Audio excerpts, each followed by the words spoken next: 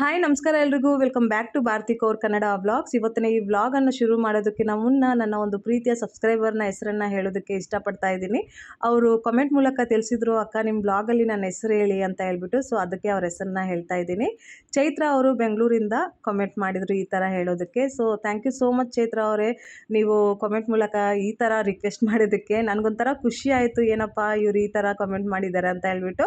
So ಇವತ್ತಿನ ಈ ವ್ಲಾಗಲ್ಲಿ ನನ್ನ ಜರ್ನಿಯ ಕಥೆಯನ್ನು ಕಂಟಿನ್ಯೂ ಮಾಡ್ತಾ ಇದ್ದೀನಿ. ಯಾರ್ಯಾರು ಫಸ್ಟ್ ಟೈಮ್ ನಮ್ಮ ವ್ಲಾಗ್ನ ನೋಡ್ತಾ ಇದ್ದೀರೋ ಅವ್ರನ್ನ ರಿಕ್ವೆಸ್ಟ್ ಮಾಡ್ಕೊತೀನಿ, ಪ್ಲೀಸ್ ನಮ್ಮ ಎಲ್ಲ ವ್ಲಾಗ್ಸನ್ನು ನೋಡಿ, ಆವಾಗ ನಮ್ಮ ಒಂದು ಜರ್ನಿ ನಿಮಗೆ ಅಂಡರ್ಸ್ಟ್ಯಾಂಡ್ ಆಗುತ್ತೆ. ಸೊ 2014 ನಮ್ಮ ಮಾವ ಅವರು ನಮಗೆ ಮನೆ ಮಾಡಿ ಕೊಟ್ಟರು. ಸೊ ಆ ಮನೆಯಲ್ಲಿ ನಾನು ನಮ್ಮ ಯಜಮಾನರು ವಾಸ ಮಾಡೋದಕ್ಕೆ ಶುರು ಮಾಡಿದ್ವಿ, ಸಂಸಾರ ಮಾಡೋದಕ್ಕೆ ಶುರು ಮಾಡಿದ್ವಿ. ಸೊ ಆವಾಗ ನಮ್ಮ ಜರ್ನಿ ಹೆಂಗಿತ್ತು ಅದ್ರ ಬಗ್ಗೆ ಎಲ್ಲನೂ ವಿಸ್ತಾರವಾಗಿ ಹೇಳ್ತೀನಿ. ಕೆಲವರು ಕಾಮೆಂಟ್ ಮಾಡ್ತಾರಲ್ಲ, ನೀವು ತುಂಬ ಲಕ್ಕಿ, ನಿಮಗೆ ಈ ಥರ ಯಜಮಾನರು ಸಿಕ್ಕಿದ್ದಾರೆ ಅಂತ ಹೇಳ್ಬಿಟ್ಟು. ಸೊ ಇವಾಗಿನ ಪರ್ಟಿಕ್ಯುಲರ್ ವ್ಲಾಗ್ಸ್ನ ನೋಡಿಬಿಟ್ಟು ಅವರು ಆ ಥರ ಕಾಮೆಂಟ್ ಮಾಡ್ತಾರೆ. ಬಟ್ ಜರ್ನಿ ಹೇಗಿತ್ತು ನಮ್ಮದು ಅದ್ರ ಬಗ್ಗೆ ಯಾರಿಗೂ ಏನೂ ಗೊತ್ತಿಲ್ಲ. ಸೊ ಅದಕ್ಕೆ ಅಂತ ಹೇಳಿಬಿಟ್ಟು ಈಗಿನ ನಮ್ಮ ಒಂದು ಲೈಫ್ ಸ್ಟೈಲನ್ನು ತೋರಿಸುತ್ತಾ ನಮ್ಮ ಜರ್ನಿಯನ್ನು ನಿಮ್ಮ ಜೊತೆ ಶೇರ್ ಮಾಡ್ಕೊತಾ ಇದ್ದೀನಿ. ಕೆಲವರಿಗೆ ಈ ಜರ್ನಿ ವ್ಲಾಗ್ಸ್ ಎಲ್ಲನೂ ತುಂಬ ಯೂಸ್ಫುಲ್ ಆಗ್ಬೋದು. ಯಾಕಂದರೆ ತುಂಬ ಮಕ್ಕಳು ಅಂದರೆ ಯಂಗ್ಸ್ಟರ್ಸ್ ಇದ್ದಾರೆ, ಇವಾಗ್ಲೂ ಲವ್ ಮ್ಯಾರೇಜಸ್ ಮಾಡ್ಕೊಳ್ಳೋದಕ್ಕೆ ಡ್ರೀಮ್ ಕಟ್ಟಿರ್ತಾರೆ, ನಾನು ಹೆಂಗಿರ್ತೀನಿ ಹಿಂಗಿರ್ತೀನಿ ಅಂತ ಹೇಳ್ಬಿಟ್ಟು. ಬಟ್ ನಾವೇನೇ ಡ್ರೀಮ್ ಮಾಡಿರ್ತೀವೋ ಅದೆಲ್ಲನೂ ಪ್ರಾಕ್ಟಿಕಲಿ ಆಗಲ್ಲನೂ, ಎಲ್ಲನೂ ಒಂದು ಸಲ ಮೇಲು ಕೀಳು ಆಗಿಬಿಡುತ್ತೆ. ಸೊ ಆವಾಗ ನಾವು ಯಾವ ಥರ ಡಿಸಿಷನ್ನ ತಗೋಬೇಕು, ಯಾವ ಥರ ನಮ್ಮನ್ನು ನಾವೇ ಕಾಪಾಡ್ಕೋಬೇಕು, ಯಾವ ಥರ ರಿಲೇಷನ್ಶಿಪ್ನ ಸ್ಟ್ರಾಂಗ್ ಮಾಡ್ಕೋಬೇಕು, ಅದೆಲ್ಲನೂ ನಾನು ನನ್ನ ವ್ಲಾಗ್ಸ್ ಮೂಲಕ ತಿಳಿಸ್ಕೊಡ್ತೀನಿ. 2014 ನ್ಯೂಕ್ಲಿಯರ್ ಫ್ಯಾಮಿಲಿಯಾಗಿ ನಾವು ಶಿಫ್ಟ್ ಆದ್ವಿ. ನಾನು ನಮ್ಮ ಯಜಮಾನ್ರು ಇಬ್ಬರೂ ಕೆಲಸ ಮಾಡ್ತಾಯಿದ್ವಿ. ನಮ್ಮ ಮಗ ದೊಡ್ಡವನು ಬಂದುಬಿಟ್ಟು 2 ವರ್ಷ ಅವನಿಗೆ. ಅವಾಗ ಅವನ್ನ ನಾವು ಡೇ ಕೇರಲ್ಲಿ ಆಗಿಬಿಟ್ಟಿದ್ವಿ. ನಮ್ಮ ಅತ್ತೆ ಮನೆಯಲ್ಲಿ ನಾನು ಇರೋವಾಗಲೇ ನಂಗೆ ಫಸ್ಟ್ ಟೈಮ್ ಅತ್ತೆ ಮನೆಯಲ್ಲಿ ಜಗಳ ಆಯ್ತಲ್ಲ, ಆವಾಗಲೇ ನಾನು ನಮ್ಮ ಮಗನ ಡೇ ಕೇರಲ್ಲಿ ಆಗಿಬಿಟ್ಟೆ. ಯಾಕಂದರೆ ನಮ್ಮ ಅತ್ತೆಗೆ ಮಗನ್ನ ಮ್ಯಾನೇಜ್ ಮಾಡೋಕ್ಕೆ ಆಗ್ತಾ ಇರಲಿಲ್ಲ. ಅವ್ರು ತುಂಬ ಸ್ಟ್ರೆಸ್ ತಗೊತಾ ಇದ್ರು. ಮನೆಯಲ್ಲಿ ತುಂಬ ಜನ ಇದ್ದಿದ್ದರಿಂದ ಮನೆಯದು ಕೆಲಸ ಎಲ್ಲನೂ ಅವ್ರಿಗೆ ಮಾಡೋಕ್ಕಾಗ್ತಾ ಇರಲಿಲ್ಲ. ಅದಕ್ಕೆ ನಾನು ಕೆಲ್ಸಕ್ಕೆ ಹೋಗ್ಬಿಟ್ಟು ಬಂದಾಗ, ಕೆಲ್ಸಕ್ಕೆ ಹೋಗೋವಾಗ ತುಂಬ ಪ್ರೆಷರ್ ಕೊಡ್ತಾಯಿದ್ರು, ನೀನು ಇದನ್ನು ಮಾಡಿಬಿಟ್ಟು ಹೋಗಬೇಕು, ಅದನ್ನು ಮಾಡಿಬಿಟ್ಟು ಹೋಗಬೇಕು ಅಂತ ಹೇಳ್ಬಿಟ್ಟು. ಸೊ ಆ ರೀತಿ ನಮ್ಮದು ಜಗಳ ಶುರು ಆಯ್ತಲ್ಲ, ಆವಾಗ ನಾನು ಡೇ ಕೇರಲ್ಲಿ ಆಗಿಬಿಟ್ಟಿದ್ದೆ. ಸಾಯಂಕಾಲದ ಹೊತ್ತು ನಮ್ಮ ಮಾವ ಮಗನ್ನ 6:30ಗೆಲ್ಲ ಕರ್ಕೊಂಡು ಬಂದುಬಿಟ್ಟು ನೋಡ್ಕೊತಾ ಇದ್ದರು. ನಾನು 8 ಗಂಟೆಗೆಲ್ಲ ಆಫೀಸಿಂದ ಬಂದುಬಿಟ್ಟು ಮನೇಲಿ ಏನೇನು ಪೆಂಡಿಂಗ್ ಕೆಲಸ ಇದೆ ಅದೆಲ್ಲ ಮಾಡ್ತಾಯಿದ್ದೆ. ಸೊ ಅದೇ ಥರನೇ ನಾವು ಬೇರೆ ಬಂದಮೇಲೂ ಸಹ ನಮ್ಮ ಮಾವ ಸಾಯಂಕಾಲ 6:30ಗೆಲ್ಲನೂ ನಮ್ಮ ಮಗನ್ನ ಡೇ ಕೇರಿಂದ ಕರ್ಕೊಂಡು ಬಂದುಬಿಟ್ಟು ಅವ್ರ ಮನೆಯಲ್ಲಿ ನೋಡ್ಕೊತಾ ಇದ್ದರು. 8 ಗಂಟೆಗೆಲ್ಲ ನಾನು ಕೆಲಸದಿಂದ ಬಂದುಬಿಟ್ಟು ನಮ್ಮ ಮನೇಲಿ ನಾನು ಅಡುಗೆ ಮಾಡೋದು, ಬಟ್ಟೆ ಒಗೆಯೋದು, ಮಗುಂದು ಏನಾದರೂ ಚಿಕ್ಕ ಪುಟ್ಟ ಕೆಲಸ ಇರುತ್ತಲ್ಲ ಅದೆಲ್ಲ ಮಾಡ್ಕೊತಾ ಇದ್ದೆ. ನಮ್ಮ ಯಜಮಾನ್ರು ಟೈಮ್ ಪ್ರಕಾರ ಮನೆಗೆ ಬರ್ತಾ ಇರಲಿಲ್ಲ. ಆಫೀಸ್ ಟೈಮ್ ಆದಮೇಲೆ ಅವರ ಕೊಲೀಗ್ ಜೊತೆ ಇಲ್ಲಾಂದರೆ ಬೇರೆ ಯಾರಾದರೂ ಫ್ರೆಂಡ್ಸ್ ಜೊತೆ ಪಾರ್ಟಿಗಳು ಮಾಡೋದಕ್ಕೆ ಹೋಗ್ತಾಯಿದ್ರು. ಡೈಲಿ ಅಂತೂ ಹೋಗ್ತಾ ಇರಲಿಲ್ಲ, ಅವಾಗ ಹೋಗ್ತಾ ಇದ್ರು. ಇನಿಷಿಯಲ್ ಡೇಸಲ್ಲಿ ನಾನು ಅದನ್ನೆಲ್ಲ ಇಗ್ನೋರೇ ಮಾಡ್ತಾ ಇದ್ದೆ. ಯಾಕಂದರೆ ನನಗೆ ಕೆಲಸದಿಂದ ಬಂದ ಮೇಲೆ ಅವ್ರ ಬಗ್ಗೆ ಯೋಚನೆ ಮಾಡ್ತಾ ಇರಲಿಲ್ಲ. ಮನೆ, ಮಗ, ಕೆಲಸ ಅದ್ರ ಬಗ್ಗೆನೇ ತುಂಬ ಸ್ಟ್ರೆಸ್ ತೊಗೊತಾ ಇದ್ದೆ.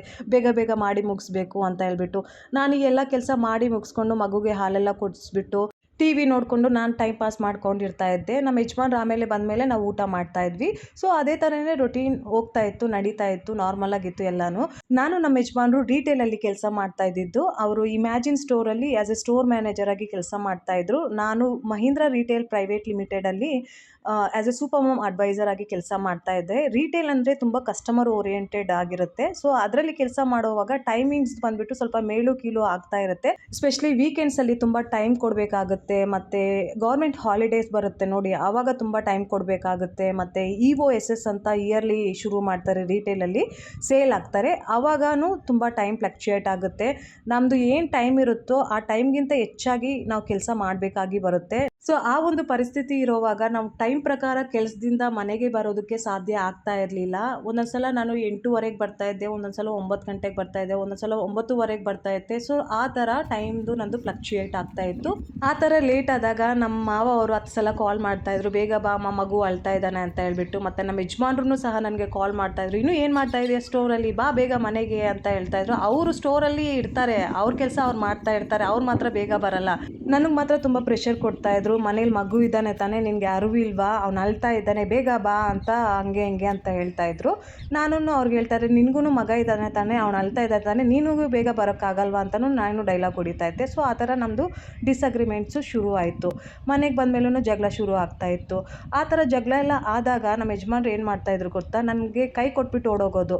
ಇವಾಗ ವೀಕ್ಲಿ ಆಫ್ ಇದ್ರೂ ಸಹ ಅವ್ರ ಫ್ರೆಂಡ್ ಜೊತೆ ಪಾರ್ಟಿಗಳು ಮಾಡೋದಕ್ಕೆ ಓಡೋಗೋದು, ರಾತ್ರಿ ಲೇಟಾಗಿ ಬರೋದು. ನಾವು 10 ಸಲ ಕಾಲ್ ಮಾಡಿದ್ರೂ ಏನು ಮಾಡ್ತಾಯಿದ್ರು ಗೊತ್ತಾ, ಬರ್ತಿದ್ದೀನಿ ಬರಲ್ಲನೂ ಅಂತ ಹೇಳಲ್ಲ, ಬರ್ತಿದ್ದೀನಿ ಇವಾಗ 10 ನಿಮಿಷ 15 ನಿಮಿಷ 20 ನಿಮಿಷ ಅಂತ ಹೇಳ್ಬಿಟ್ಟು ರಾತ್ರಿ 1 ಗಂಟೆ 2 ಗಂಟೆ 3 ಗಂಟೆ ಹಂಗೆ ಬರ್ತಾಯಿದ್ರು. ಸೊ ಆ ಥರ ಸಿಚುವೇಶನ್ಸಲ್ಲಿ ನಾನು ತುಂಬ ಎಮೋಷ್ನಲಿ ಡ್ರೈನ್ ಆಗಿಬಿಡ್ತಾ ಇದ್ದೆ. ತುಂಬ ಅಳೋದು, ವೀಕ್ ಆಗಿಬಿಡ್ತಾ ಇದ್ದೆ. ತುಂಬ ಯೋಚನೆ ಮಾಡಿಬಿಟ್ಟು ಏನಕ್ಕೆ ಈ ಥರ ಎಲ್ಲ ಆಗ್ತಾಯಿದೆ ನನಗೆ ಅಂತ ಹೇಳ್ಬಿಟ್ಟು ನಾನು ಯಾವಾಗ್ಲೂ ಹೇಳಿಲ್ಲ ಮಗುನ ಬಿಟ್ಬಿಟ್ಟು ನಾನು ಕೆಲ್ಸಕ್ಕೆ ಹೋಗ್ತೀನಿ ಅಂತ ಹೇಳ್ಬಿಟ್ಟು. ನಮ್ಮ ಅತ್ತೆ ಮನೆಯಿಂದನೇ ಶುರುವಾಯಿತು ಕೆಲ್ಸಕ್ಕೆ ಹೋಗು ಅಂತ ಒಂದು ಆರ್ಡರು. ಸೊ ಅದನ್ನು ಫಾಲೋ ಮಾಡಿಬಿಟ್ಟೆ ನಾನು ಕೆಲ್ಸಕ್ಕೆ ಹೋಗ್ತಾ ಇದ್ದಿದ್ದು. ನಮ್ಮ ಯಜಮಾನ್ರು ಈಗಲೂ ಸಹ ಹೇಳ್ತಾರೆ, ಮಕ್ಕಳು ಬೆಳೆದ್ಬಿಡ್ತಾರೆ, ನೀನು ಕೆಲ್ಸಕ್ಕೆ ಹೋಗು, ದುಡಿ, ಬ್ಯಾಂಕ್ ಬ್ಯಾಲೆನ್ಸ್ ತುಂಬ ಇಂಪಾರ್ಟೆಂಟು, ಹಂಗೆ ಹಿಂಗೆ ಅಂತ ಹೇಳ್ತಾರೆ. ಬಟ್ಟು ಕೆಲ್ಸಕ್ಕೆ ಹೋಗೋವಾಗ ಎಮೋಷ್ನಲಿ ಅಂತೂ ಯಾವಾಗ್ಲೂ ಸಪೋರ್ಟ್ ಮಾಡ್ತಾ ಇರಲಿಲ್ಲ. ಸೊ ಆ ಥರ ಸಿಚುವೇಶನ್ಸಲ್ಲಿ ನಾನು ಒಂಥರ ಲೂಸ್ ಥರನೇ ಆಗಿಬಿಡ್ತಾ ಇದ್ದೆ. ಕೋಪ ತುಂಬ ಬರ್ತಾ ಇತ್ತು. ನಾನು ಕ್ವಶನ್ಸ್ ರೇಸ್ ಮಾಡಿದಾಗ ಜಗಳದಲ್ಲಿ ಕನ್ವರ್ಟ್ ಆಗಿಬಿಡ್ತಾ ಇತ್ತು. ಆ ಥರ ಸಿಚುವೇಷನಲ್ಲಿ ನಮ್ಮ ಯಜಮಾನ್ರು ನನ್ನ ಬಿಟ್ಟು ಓಡೋಗಿಬಿಡ್ತಾಯಿದ್ರು. ಅವ್ರ ಫ್ರೆಂಡ್ ಜೊತೆ ಟೈಮ್ನ ಸ್ಪೆಂಡ್ ಮಾಡ್ತಾಯಿದ್ರು. ಆ ಫ್ರೆಂಡ್ಸೂ ಅಷ್ಟೇ ಹೆಂಡತಿ ಮಕ್ಕಳನ್ನ ಬಿಟ್ಬಿಟ್ಟು ಈ ಥರ ಆಚೆ ಬಂದುಬಿಟ್ಟು ಗ್ರೂಪ್ ಸೇರಿಕೊಂಡು ಪಾರ್ಟಿಗಳು ಮಾಡೋದು, ಟೈಮ್ ಪಾಸ್ಗಳು ಮಾತು, ಅದೇ ಥರನೇ ಫ್ರೆಂಡ್ಶಿಪ್ ಅವ್ರದ್ದಿದ್ದು. ಸೊ ನಾನಂತೂ ಮನೆ ಒಳಗಡೆ ಕಾಲಿಡೋದಕ್ಕೆ ಬಿಡ್ತಾ ಇರಲಿಲ್ಲ. ಒಂದು ಸಲ ನನಗೂ ನಮ್ಮ ಯಜಮಾನ್ರಿಗೂ ಜಗಳ ಆದಾಗ ಒಬ್ಬ ಫ್ರೆಂಡು ಮತ್ತು ಅವ್ರ ಹೆಂಡತಿ ಇಬ್ಬರೂ ಬಂದಿದ್ದರು ನನಗೆ ಅಂಡರ್ಸ್ಟ್ಯಾಂಡ್ ಮಾಡಿಸೋದಕ್ಕೆ. ಅವ್ರು ಬಂದುಬಿಟ್ಟು ಏನಂತ ನನಗೆ ಅಂಡರ್ಸ್ಟ್ಯಾಂಡ್ ಮಾಡಿಸಿದ್ರು ಗೊತ್ತಾ, ಈ ಥರ ಗಂಡನ ಜೊತೆ ಜಗಳ ಮಾಡಬಾರ್ದು, ಅವರು ಏನೇ ಮಾಡಿದ್ರು ಲೂಸ್ ಬಿಟ್ಬಿಡಬೇಕು, ಆವಾಗ ಅವ್ರ ಮೈಂಡ್ ಫ್ರೀಯಾಗಿರುತ್ತೆ ಅಂತ ಒಂದು ಎಕ್ಸಾಂಪಲ್ ಕೊಟ್ಟರು. ನಾನು ನೋಡು ನಮ್ಮ ಯಜಮಾನ್ರನ್ನ ಎಷ್ಟು ಫ್ರೀಯಾಗಿ ಬಿಟ್ಬಿಟ್ಟಿದ್ದೀನಿ. ಅವ್ರು ಲೇಟಾಗಿ ಬಂದ್ರೂ ನಾನು ಕ್ವಶನ್ ಮಾಡಲ್ಲ, ಮನೆಗೆ ಬರದೇ ಇದ್ರೂ ನಾನು ಕ್ವಶನ್ ಮಾಡಲ್ಲ. ನನ್ನ ಪಕ್ಕದಲ್ಲಿ ಬೆಡ್ ಮೇಲೆ ಮಲ್ಕೊಂಡು ಬೇರೆ ಹುಡುಗಿರ ಜೊತೆ ಚಾಟ್ ಮಾಡ್ತಾ ಇರ್ತಾರೆ, ನಗಾಡ್ತಾ ಇರ್ತಾರೆ, ನನಗೂ ಸಹ ಚಾಟ್ನ ಓದಿಸ್ತಾ ಇರ್ತಾರೆ. ಬಟ್ ನಾನು ಅದನ್ನು ಇಗ್ನೋರ್ ಮಾಡಿಬಿಡ್ತೀನಿ. ನಾನು ಮನ್ಸಿಗಂತೂ ಹಚ್ಕೊಳ್ಳಲ್ಲ, ನೀನು ಅದೆಲ್ಲ ಇಗ್ನೋರ್ ಮಾಡಿಬಿಡು ಹಂಗೆ ಹಿಂಗೆ ಅಂತ ನನಗೆ ಹೇಳಿದ್ರು. ಸೊ ಅವ್ರ ಪರ್ಸ್ನಾಲಿಟಿ ಆ ಥರ ಇತ್ತು. ಬಟ್ ನನ್ನ ಪರ್ಸ್ನಾಲಿಟಿ ಟೋಟ್ಲಿ ಡಿಫ್ರೆಂಟು. ನನಗೆ ಈ ಥರ ಮದುವೆ ಆದಮೇಲೆ ಮಕ್ಕಳಾದಮೇಲೆ ಬೇರೆ ಹುಡುಗಿರ ಜೊತೆ ಎಲ್ಲ ಚಾಟ್ ಮಾಡೋದು ಮತ್ತು ಮನೆಗೆ ಬರದೇ ಇರೋದು ನಾನು ಅದು ಆ್ಯಕ್ಸೆಪ್ಟೇ ಮಾಡಲ್ಲ ಅಂತ ನಾನು ಅವ್ರಿಗೆ ಕ್ಲಿಯರಾಗಿ ಹೇಳಿದೆ. ಆವಾಗ ನಮ್ಮ ಯಜಮಾನದು ಮೆಚುರಿಟಿ ಲೆವೆಲ್ ಯಾವ ಥರ ಇತ್ತು ಅಂತ ಹೇಳಿದ್ರೆ, ಅವ್ರ ಫ್ರೆಂಡು ಆಸ್ಟ್ರಾಲಜರ್ ಆಗಿದ್ದರು. ಸೊ ಅದಕ್ಕೋಸ್ಕರ ಅವರು ನಂದು ಮತ್ತು ನಮ್ಮ ಯಜಮಾನದು ಡೇಟ್ ಆಫ್ ಬರ್ತ್ ಎಲ್ಲ ಕೊಟ್ಬಿಟ್ಟು ನಮ್ಮಿಬ್ಬರದು ಕುಂಡಲಿ ಚೆಕ್ ಮಾಡು, ಹೆಂಗಿದೆ ನಮ್ಮಿಬ್ಬರದ್ದು ಸಂಬಂಧ, ಚೆನ್ನಾಗಿರ್ತೀವಾ ಇಲ್ವಾ ಚೆಕ್ ಮಾಡು ಅಂತ ಹೇಳಿದ್ರು. ಆ ಯಪ್ಪ ಕುಂಡಲಿ ಎಲ್ಲ ಚೆಕ್ ಮಾಡಿಬಿಟ್ಟು, ಅಯ್ಯೋ ಈ ಹುಡುಗಿನ ಯಾಕೋ ಮದುವೆ ಮಾಡ್ಕೊಂಡಿದ್ದೀಯಾ, ಇವಳ ಕುಂಡಲಿಯಲ್ಲಿ ಈ ಮನೆಯಲ್ಲಿ ರಾಹು ಇದ್ದಾನೆ, ಈ ಮನೆಯಲ್ಲಿ ಶನಿ ಇದ್ದಾನೆ, ಈ ಮನೆಯಲ್ಲಿ ಮಾಸ್ ಇದ್ದಾನೆ, ಹಂಗೆ ಹಿಂಗೆ ಅಂತ ಹೇಳ್ಬಿಟ್ಟು ನೆಗೆಟಿವ್ ಥಾಟ್ಸನ್ನು ಅವ್ರ ಮೈಂಡಲ್ಲಿ ಹಾಕ್ಬಿಟ್ರು. ಸೊ ಆವಾಗ ನಮ್ಮ ಮನೇಲಿ ಚಿಕ್ಕ ಪುಟ್ಟ ಆರ್ಗ್ಯುಮೆಂಟ್ ಆದ್ರೂ ಸಹ ಎಲ್ಲ ತಪ್ಪು ನನ್ನ ಮೇಲೇ, ನೀನು ಇದಕ್ಕೆ ಜಗಳ ಮಾಡ್ತೀಯಾ, ನೀನು ಇದಕ್ಕೆ ಹಿಂಗೆ ಕೇಳ್ತೀಯಾ, ಸುಮ್ಮನೆ ಇರಲ್ಲ ನೀನು, ಹಂಗೆ ಹೆಂಗೆ ಅಂತ ಹೇಳ್ಬಿಟ್ಟು ನನ್ನ ಮೇಲೆ ರೇಗಾಡೋದು ಶುರು ಮಾಡಿಬಿಟ್ರು. ಸೊ ಅದೇ ರೀತಿಯೇ ನಮ್ಮ ಜರ್ನಿ ನಡೀತಾ ಇತ್ತು. ನನ್ನ ಮಗನಿಗೆ 3.5 ವರ್ಷವೂ ಆಯಿತು. ಆವಾಗ ಸ್ಕೂಲ್ಗೆ ಸೇರಿಸೋಣ ಅಂತ ಹೇಳ್ಬಿಟ್ಟು ಅಡ್ಮಿಷನ್ ಮಾಡಿಸಿದ್ವಿ ಗುರು ಹರಿಕಿಶನ್ ಪಬ್ಲಿಕ್ ಸ್ಕೂಲ್ ಡೆಲ್ಲಿಯಲ್ಲಿ. ಆವಾಗ ತಲೆಗೆ ಬಟ್ಟೆ ಕಟ್ಟಬೇಕು ಅಂತ ಹೇಳಿದರು ಅವರು. ನನಗೆ ಯಾರೂ ತಲೆಗೆ ಬಟ್ಟೆ ಕಟ್ಟೋದನ್ನು ಕಲಿಸಿರಲಿಲ್ಲ. ನಮ್ಮ ಅತ್ತೆಯವರಾಗಿರ್ಬೋದು, ನಮ್ಮ ಮಾವ ಆಗಿರ್ಬೋದು, ನಮ್ಮ ಯಜಮಾನ್ರಾಗಿರ್ಬೋದು, ನನಗಾಗಿ ನಾನೇ ಟ್ರೈ ಮಾಡಿ ನನ್ನ ಮಗನಿಗೆ ಬಟ್ಟೆನ ಕಟ್ತಾಯಿದ್ದೆ ತಲೆಗೆ. ಆವಾಗ ಸ್ವಲ್ಪ ಕೂದಲೆಲ್ಲನೂ ಸೈಡಲ್ಲಿ ಕಾಣಿಸ್ಕೊತಾ ಇದ್ರೂ ನಮ್ಮ ಯಜಮಾನ್ರು ಬೈತಾ ಇದ್ದರು, ನಿನಗೆ ಇದೇನು ಕಟ್ಟೋಕೆ ಬರ್ತಾ ಇಲ್ವಾ, ಕೂದಲೆಲ್ಲನೂ ಕಾಣಿಸ್ಕೋಬಾರ್ದು, ಇದನ್ನು ಈ ಥರ ಸೆಟ್ ಮಾಡಬೇಕು ಅಂತ ಹೇಳ್ತಾಯಿದ್ರು. ನಾನು ರಿಟರ್ನ್ ಆಗಿ ಏನಾದರೂ ಹೇಳಿದ್ರೆ, ನೀನು ತಾನೇ ಸರ್ದಾರು, ನಿನ್ನ ಮಗನಿಗೆ ನೀನು ಚೆನ್ನಾಗಿ ಕಟ್ಟಬೇಕು, ನಾನು ಟ್ರೈ ಮಾಡ್ತಾ ಇದ್ದೀನಿ, ಅದನ್ನು ನೀನು ಅಪ್ರಿಷಿಯೇಟ್ ಮಾಡ್ತಾ ಇಲ್ಲ ಅಂತ ನಾನು ಹೇಳಿದಾಗೂ ನಮ್ಮದು ಆರ್ಗ್ಯುಮೆಂಟು ಶುರು ಆಗ್ತಾಯಿತ್ತು. ಅವತ್ತೇನಾಯಿತು ಗೊತ್ತಾ, ನನ್ನ ಮಗ ತುಂಬ ಅಳ್ತಾ ಇದ್ದ. ಸೊ ಅವ್ರಿಗೆ ಕೋಪ ಬಂದುಬಿಟ್ಟು ಶೂ ತಗೊಂಡು ನನ್ನ ಮಗನ ಮೇಲೆ ಹಂಗೆ ಹೊಡೆದ್ರು.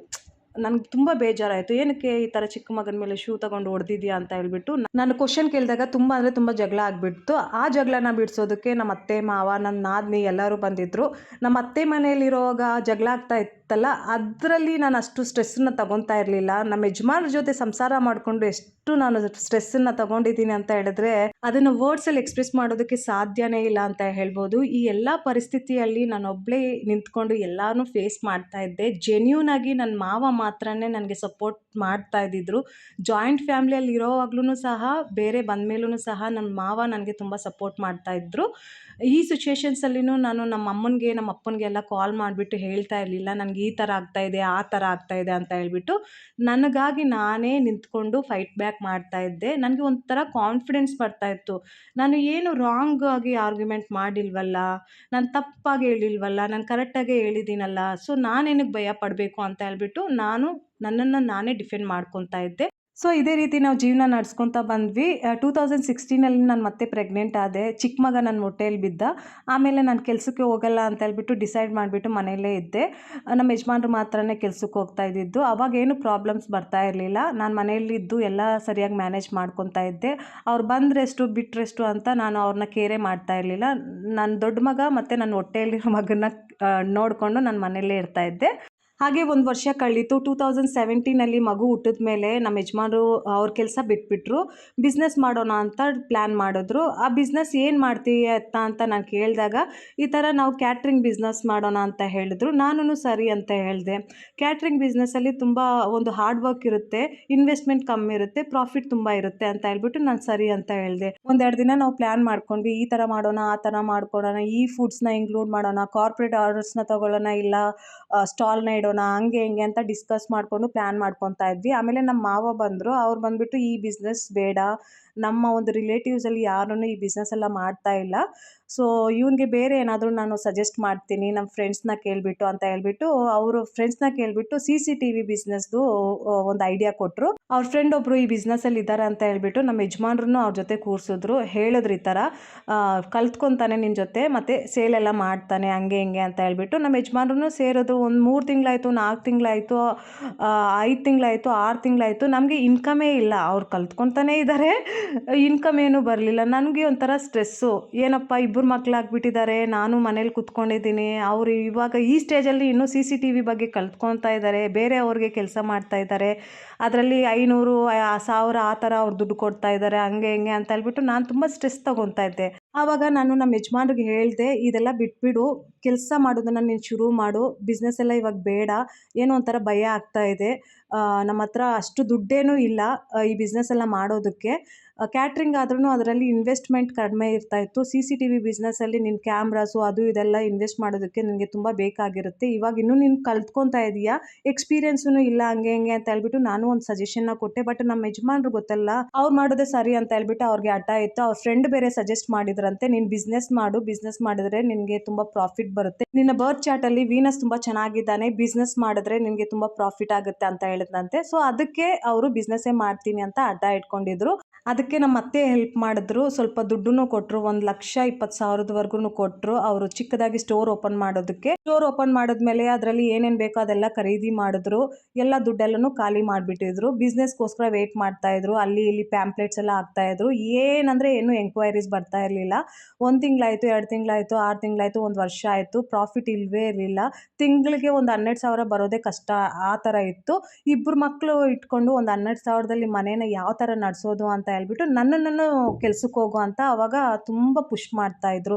ನನಗೆ ಕೆಲ್ಸಕ್ಕೆ ಹೋಗೋದಕ್ಕೆ ಇಷ್ಟನೇ ಇರ್ತಾ ಇರಲಿಲ್ಲ. ಯಾಕಂದರೆ ಕೆಲ್ಸಕ್ಕೆ ಹೋದರೆ ಮತ್ತೆ ಜಗಳಗಳು ಶುರು ಆಗಿಬಿಡುತ್ತೆ ಅಂತ ಹೇಳ್ಬಿಟ್ಟು ನನಗೆ ಭಯ ಇತ್ತು. ಅವ್ರದ್ದು ಒಂಥರ ಮೈಂಡ್ ಡಿಸ್ಟರ್ಬ್ ಆಗಿಬಿಟ್ಟಿತ್ತು. ನಮ್ಮ ಅತ್ತೇನೋ ಅವ್ರ ಹಿಂದೆ ಬಿದ್ದುಬಿಟ್ಟಿದ್ರು. ನೀನು ದುಡ್ಡು ತಗೊಂಡು ಪ್ರಾಫಿಟ್ ಮಾಡಿಬಿಟ್ಟು ಅಮ್ಮ ಇಷ್ಟು ಕೊಡ್ತೀನಿ ಅಷ್ಟು ಕೊಡ್ತೀನಿ ಅಂತ ದುಡ್ಡು ತಗೊಂಡು ಏನೂ ಕೊಡ್ತಾ ಇಲ್ಲ ಅಂತ ಹೇಳ್ಬಿಟ್ಟು ಅವ್ರೂ ಹಿಂದೆ ಬಿದ್ದುಬಿಟ್ಟಿದ್ರು.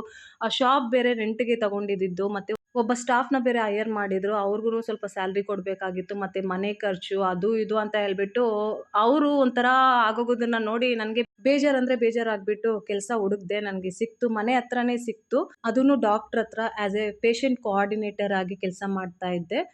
ಸೆಕ್ಸಾಲಜಿಸ್ಟ್ ಡಾಕ್ಟ್ರು, ಇದ್ರ ಬಗ್ಗೆ ನನಗೆ ಯಾವುದೇ ಒಂದು ನಾಲೆಜ್ ಇರಲಿಲ್ಲ. ಈ ಡಾಕ್ಟ್ರ್ ಹತ್ರ ನಾನು ಯಾವಾಗಲೂ ಕೆಲಸ ಮಾಡೇ ಇರಲಿಲ್ಲ. ಬಟ್ ಆದ್ರೂ ನನ್ನ ಒಂದು ಎಕ್ಸ್ಪೀರಿಯನ್ಸ್, ಕಮ್ಯುನಿಕೇಷನ್ ನೋಡಿಬಿಟ್ಟು ಅವರು ಆಪರ್ಚುನಿಟಿನ ಕೊಟ್ಟರು. ಸ್ಯಾಲ್ರಿ ಜೊತೆನೇ ಇನ್ಸೆಂಟಿವ್ ಸಹ ಬರ್ತಾ ಇತ್ತು. ಬಟ್ ಆ ಸ್ಯಾಲ್ರಿ ಎಲ್ಲನೂ ನಮ್ಮ ಯಜಮಾನ್ರು ಬಿಸ್ನೆಸ್ಸಲ್ಲೇ ಲಾಸ್ ಆಗಿಬಿಡ್ತಾ ಇತ್ತು. ಸೊ ಇದೇ ರೀತಿ ನಡೀತಾ ಇತ್ತು. ಒಂದಿನ ನಮ್ಮ ಯಜಮಾನ್ರು ಲಾಯರ್ ಹತ್ರನೂ ಹೋಗ್ಬಿಟ್ಟಿದ್ರು, ಸೆಪ್ರೇಟ್ ಆಗಬೇಕು ಅಂತ ಹೇಳ್ಬಿಟ್ಟು. ಅದಕ್ಕೆಲ್ಲ ಕಾರಣ ಏನು ಎತ್ತ ಅಂತ ಹೇಳ್ಬಿಟ್ಟು ನೆಕ್ಸ್ಟ್ ವ್ಲಾಗಲ್ಲಿ ತಿಳಿಸ್ಕೊಡ್ತೀನಿ. ಅಲ್ಲಿವರೆಗೂ ಪ್ಲೀಸ್ ಈ ಕಂಟೆಂಟ್ ಇಷ್ಟ ಆದರೆ ಲೈಕ್ ಮಾಡಿ, ನಮ್ಮ ಚಾನಲ್ನ ಸಬ್ಸ್ಕ್ರೈಬ್ ಮಾಡಿ. Thank you so much.